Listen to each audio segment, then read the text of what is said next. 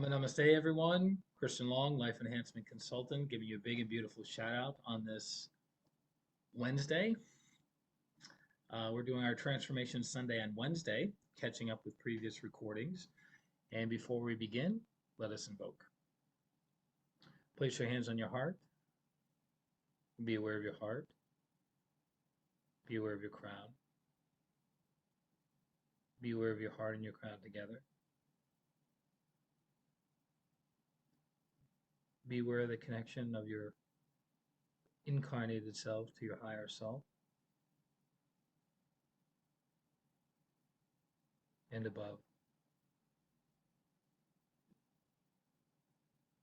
To the Supreme God, Divine Father, Divine Mother,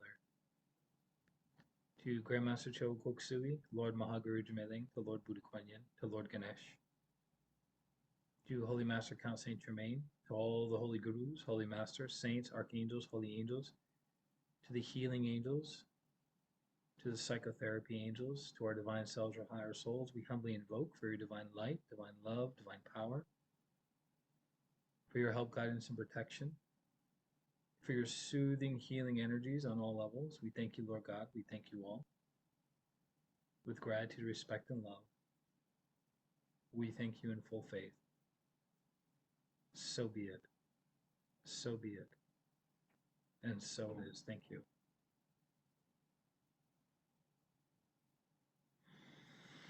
Welcome, everybody. I was going through the Golden Lotus Sutra books by Grandmaster Cho Koksui and looking for an appropriate topic for today's lecture. And I was kind of pulling from two different books. One was the Compassionate Objectivity, which contains the virtues, and the other one is Creative Transformation, which is the processes on how to strengthen your connection to your higher self. And the one that came up to me that we've never really covered is the virtue of moderation and non-excessiveness. And I remember Grandmaster Cho Koksui saying that the hardest of all the virtues to master is accurate perception and correct expression, being able to see something as it is, which that's partly connected to clairvoyance and connected to higher knowing, right? Clairvoyance means to see clearly. So how do we see things clearly? Well, we first start with telling ourselves the truth. We start with self-honesty. We start with humility about our strengths and about our weaknesses. And then little by little, we whittle away at falsehoods, self-delusion, self-conceitedness, negative pride, and we're able to perceive ourselves accurately. Then we're able to perceive others accurately, and then we're able to perceive the interaction between ourselves and others accurately in the world and beyond. And then I thought to myself, well, the virtue of moderation and not excessiveness is knowing when you need to add more light, more love, or more power, and to have the appropriate ratio so you have perfection. So I thought, well, wouldn't it be more difficult to master the virtue of moderation and non excessiveness than it is to master the virtue of accurate perception and correct expression, right? Because how can you know what ratio you need to increase your light aspect, the love aspect, or the will aspect?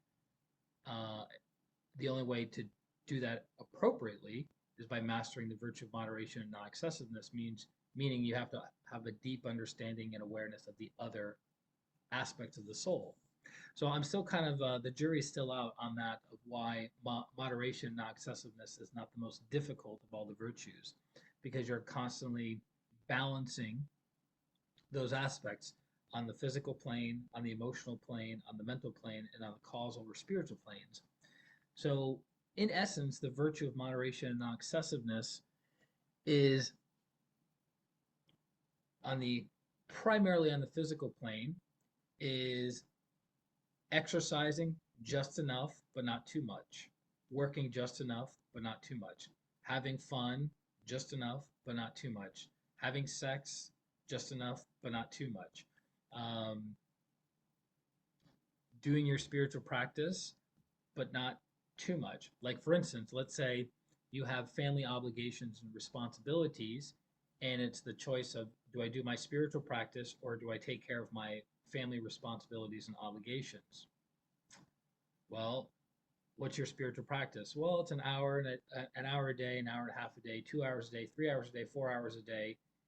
But I have to get that done, and that doesn't leave me enough time to take care of my family responsibilities and obligations. So obviously, there's a conflict there, right? And that would be connected to the virtue of constancy of aim and effort and non-laziness, fulfilling your commitments and your promises. So if you're not moderate with your spiritual practice, then that will dominate and overcome your responsibilities and obligations to your family, which is not virtuous in and of itself. So you can kind of see the complexity of moderation, non excessiveness just on our day to day lives, never mind controlling it on the financial level, controlling it on the emotional level, controlling it on the mental level, and then the spiritual level. So, what kind of made me think about this, and what led me into one of the sutra books, the Compassion and Objectivity, is in the Kriya Shakti class, which it's in the book, so I can share it openly with the group, is that Grandmaster Chogo Koksui talks about the 10-30 rule, which is you tithe 10% of your monthly income to a spiritual organization of your choice to increase your material and financial prosperity, abundance, and success, right? You're planting seeds of prosperity. And then you save 20 to 30% of your monthly income, and then you invest that money over time. You can invest it in stocks, you can invest it in cryptocurrency, you can invest it in real estate, you can invest it in businesses, you can invest it in somewhere where you will get a return on your investment, right? Because how can you be materially and financially prosperous if A, you don't have any extra funds, and B, you don't have any channels for your prosperity karma to materialize through, right? Meaning, if you spend every single nickel you make every single month, you have no savings, right? And then if you're tithing and you're planting good seeds of material and financial prosperity, abundance, and success, but you don't have your savings invested into real estate, invested into businesses, invested into cryptocurrency, there's less channels for your prosperity to materialize through. Does that make sense? So it's good to save 20 to 30% of your monthly income and then invest over time that 20, 30%. And then as you get better and better and better with your finances, you can do more investing. And so I've been given the opportunity to travel the past several months, have beautiful experiences, go to beautiful places. And a big part of that is because I have savings and because I'm intelligent with my money and I follow the 10-30 principle, right? So, another reason I was bringing this up is I'm always asking, what does the group need? The people that I work with, what do they need? And I was realizing that one of my clients in particular makes very good money, but because the lack of the principle of moderation and non-excessiveness in their finances, they are spinning the wheel every single month. Lots of money comes in, but because there's no moderation with finances, most of that money goes out. And then the next month, lots of money comes in, and then most of the money goes out. Why? Why is all the money coming in? Because the person tithes regularly. So the seeds of material and financial prosperity are being planted, planted, planted. But because the principle of moderation and non excessiveness around finances is not being followed, it goes out. So there's no savings to have as a cushion if something happens, and or to invest that savings and to have a return on your investment. So that's why you can have people who make 100,000, 200,000, 500,000, $1 million a year and still be broke because they're not following the principle of moderation, not excessiveness when it's connected to their money. So again, the Inner Transformation membership is about practical teachings that you get the technique or the teaching, and then you can immediately apply it or that day, that week, that month to improve the quality of your life. So if you just look at the virtue of moderation, not excessiveness, and ask yourself the question, where in my life am I moderate and where in my life am I excessive?